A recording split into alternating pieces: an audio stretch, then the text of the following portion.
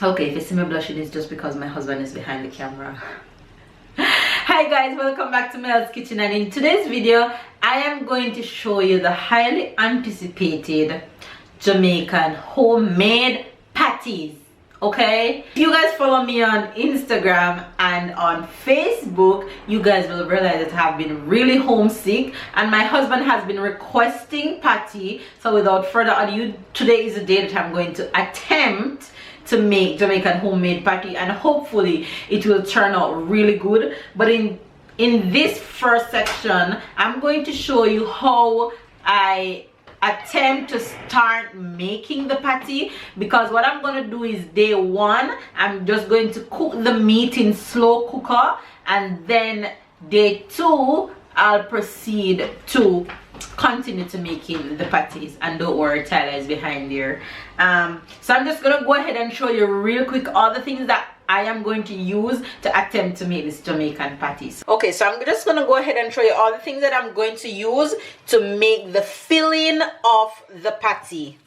So here I have some minced beef.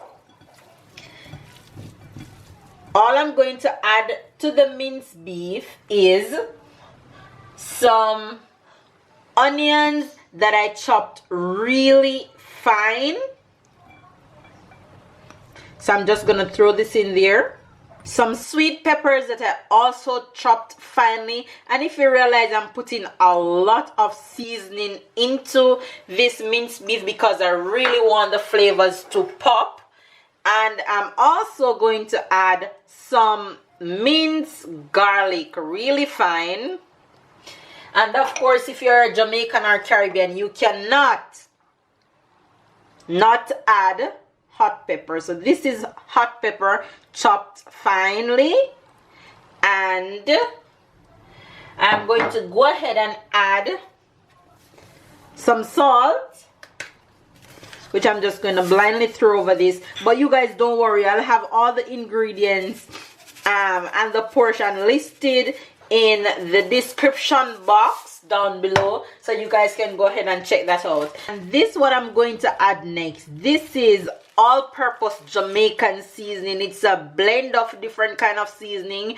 For who can't get this seasoning, if you're attempting to make this patty, you can just add any all-purpose seasoning that you wish. So I'm just going to add some of that over there, and I'm not gonna add too much because it has salt in it, and I already add salt. So I'm just adding this to give it a pop of flavor. And I'm going to also add some hot pepper, powdered hot pepper. I'm sorry for my husband when he's eating this. I'm going to also add some thymes, but what I'm going to do, I just need the leaves of the thymes. So I'm just going to go ahead and shred this right in there, and it's dry thyme, so it's easy for the leaves to come off. Right in there. And I'm going to go ahead and add some browning to this because I don't want the meat to be too white. I don't want it to be bland. So just to change the color a little bit, I'm just going to add a little tip of browning just to change the color a little bit.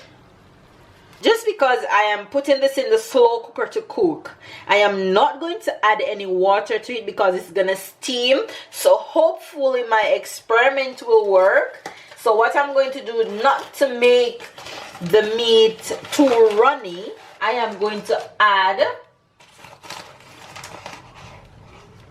a teaspoon of cornstarch. To make all my flavors pop a little bit more, I'm going to add a teaspoon of sugar. So now that all my ingredients is in my container, what I'm going to go ahead and do is just stuff my hand in there, and I'm going to mix this up really good, and make sure that all this seasoning is distributed really good into this minced beef.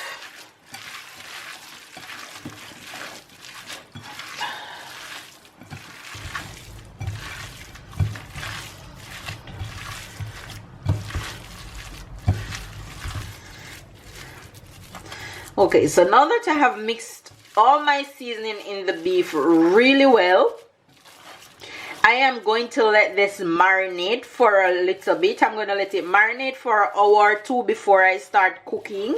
But what I'm going to do right now, I'm just going to place it into the slow cooker without turning on the slow cooker, just to let it stay there and marinate a little bit. So I'm just going to place this into my slow cooking container.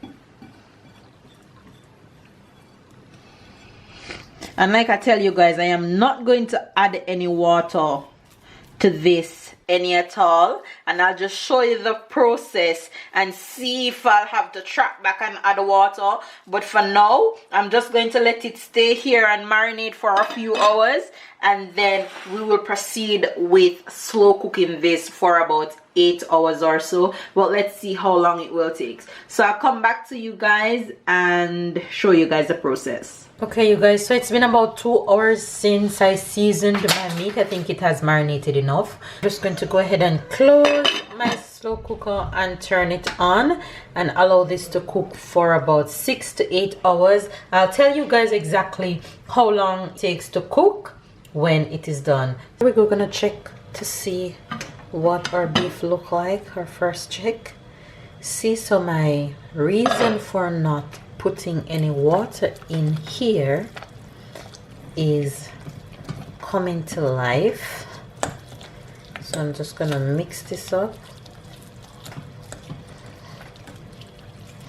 because there's so much water in it. It springs so much water already, which I had expected to happen.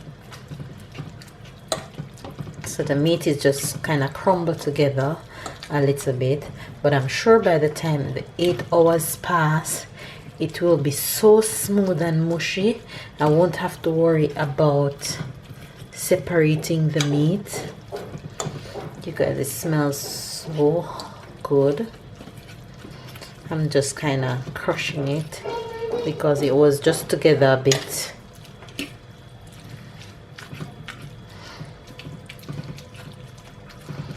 Just gonna let this continue cooking. Okay, you guys, so just let's check on our meat to see how well it's coming along. That look really good, and it's getting really soft, just the way I'm hoping it would have turned out. So that's a good sign. I'm just poking it like this because I don't want the meat to stick together, but I'm sure by the time it finished cooking that it will be soft enough to mash out. So I'm just going to leave this, let it continue cooking for a few more hours. It's coming on really good. Give you a good shot of that. It's coming on really nicely. Of course, I have to taste it. Okay, you guys, so 8 hours has passed, so let's check to see, wow, how our meat is going. This looks really good. It's really good. I'm just going to turn this off and let this to cool for a few hours so we can go ahead and make our patties. Hi guys, so after 8 hours of cooking our beef, cooking our mince, this was the outcome. As you can see, let me just show you right here. That is really soft. That's the aim that I was going for, and all the liquid is all dried out. Smells and tastes really good. So what I did, it is now cool, and I just transfer it into a container and place it right here because we're gonna work with this. So remember I told you earlier that I will not be making the crust of the patty from scratch. So what I did was buy these pastry at the supermarket. You can get them to buy at your local supermarket easy. It's just like a pie crust, if you can see. So this is what I'll be using. Here I have an egg that I mixed, and I have some water right here. You're going to see exactly what we're going to use this to do. So what I'm going to use the water to do is seal the pastry together when I'm closing it. And the purpose of the egg, I'm going to use my brush and brush the egg onto the pastry just before it almost finished to bake.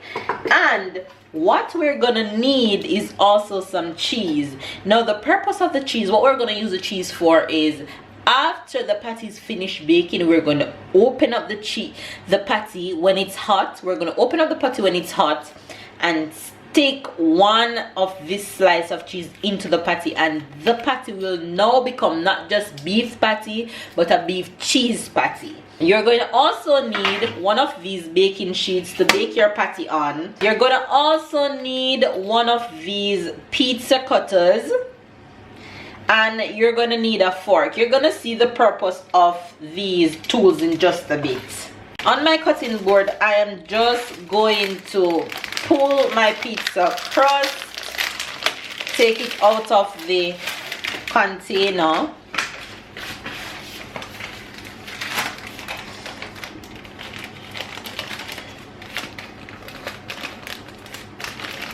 okay, now the crucial part is you must decide on the size that you want your patties to be. I am going to use this bowl as a measuring tool to estimate the size of my patty. So my patty is going to fall into half. So one of my patties is going to be about this size. So what I'm going to do first, I'm going to go ahead and use my oil and spray my pan. And the purpose for this is to make sure that your patties will not stick. So now what I'm going to do is I'm going to go ahead and place this container right to the edge of your dough, because you don't want to waste your dough, right? And now the pizza cutter is going to come in handy. I'm just going to go ahead and cut this in the shape of this container.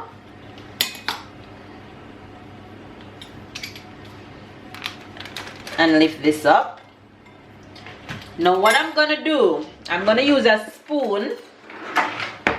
I'm going to use a spoon and I'm going to spoon the meat onto one side of this circle that I just created right here. You want to be very gentle with this, okay? You don't want to stock it up too much of meat. So that's about the amount of meat that I'm going to be putting in one of these patties. What I'm going to do now, my water will be coming in very handy. So I'm going to just stick my finger in this water and put it around the edge of the pastry. The purpose for this is to make sure that your pastry seals when you fold it, because you don't really want the spilling of the meat coming out from the pastry. So now that we've added our water, I'm just going to take this side and fold it over onto the other side just to seal this patty.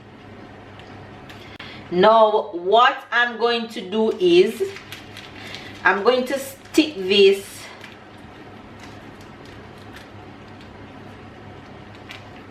Now what I'm gonna do, I'm gonna use this fork and I'm gonna seal, just press down the edge of the patty like this.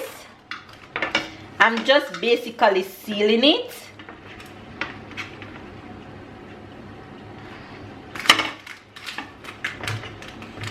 And then I'm just gonna use my fork and stick some holes on the top, just like that, to create a nice little pattern.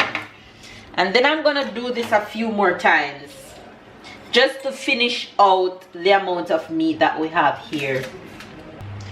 Okay, you guys, our oven is already preheated and we're just gonna stick those in and let them bake for about 10 to 15 minutes. Okay, you guys, so our 10-15 minutes has passed and our patties are looking really golden and really pretty. So what I'm going to do now, I'm just going to take them out and brush the eggs over them and put them back into the oven for about 2 to 3 minutes. just gonna brush this egg on really quick and put them back into the oven. Okay guys, I think our patty is ready, so I'm just gonna take them out and see how it goes.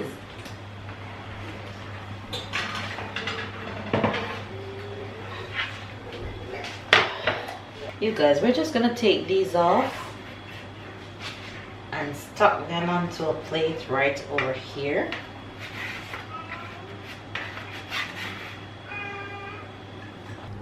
Okay you guys, so there you have it, my homemade Jamaican patties.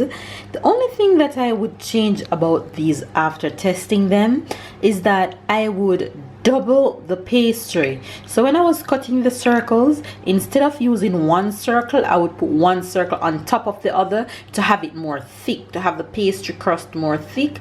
But all in all, it tastes really good. It just melts away in your mouth, and this is as close as I can get to my culture, one of my favorite things to eat, one of my husband's favorite things to eat.